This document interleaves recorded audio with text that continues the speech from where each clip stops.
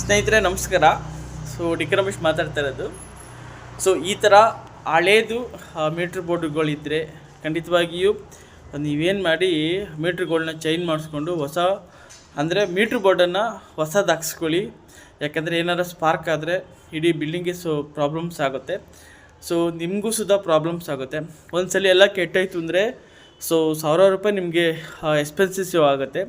At least ಈ ಥರ ತಿತ್ತೋದಾಗ ಅವು ಮೀಟ್ರ್ ಬೋರ್ಡನ್ನು ಹಾಕ್ತಾರೆ, ಹೊಸ ವೈರಿಂಗನ್ನು ಮಾಡಿಸ್ಕೊಂಡ್ರೆ ನಿಮ್ಗೆ ಯಾವುದೇ ಥರದ್ದು ಪ್ರಾಬ್ಲಮ್ಸ್ ಆಗೋದಿಲ್ಲ. ಹಾಗಾಗಿ ಸೇಫ್ಟಿಯಾಗಿರ್ತದೆ. ಹಾಗಾಗಿ ಇದೊಂದು ಮೆಸೇಜ್ ಹೇಳೋಣ ಅಂದ್ಬಿಟ್ಟು ಇದೊಂದು ವೀಡಿಯೋನ ಮಾಡ್ತಾಯಿದ್ದೀನಿ. ಪ್ರತಿಯೊಬ್ಬರು ಸುಧಾ ಹಳೆ ಮೀಟ್ರ್ ಬೋರ್ಡ್ಗಳಿದ್ದರೆ, ಹಳೆ ಬಿಲ್ಡಿಂಗಲ್ಲಿ ವೈರಿಂಗ್ಗಳಿದ್ದರೆ, ಯಾವುದಾದ್ರು ವೈರ್ ಕಿತ್ತೋಗಿದ್ದರೆ ಖಂಡಿತವಾಗಿ ಎಲೆಕ್ಟ್ರಿಷಿಯನ್ನ ಕರೆಸಿ ಓಕೆನಾ ರೆಡಿ ಮಾಡಿಸ್ಕೊಳ್ಳಿ. ನಿಮಗೂ ಒಳ್ಳೆಯದು. ಒಂದೇ ಸಲ ಎಲ್ಲ ಸುಟ್ಟೋಯ್ತು ಅಂದರೆ ಆಮೇಲೆ ಒಂದಕ್ಕೆ ಡಬಲ್ ಖರ್ಚು ಬರುತ್ತೆ.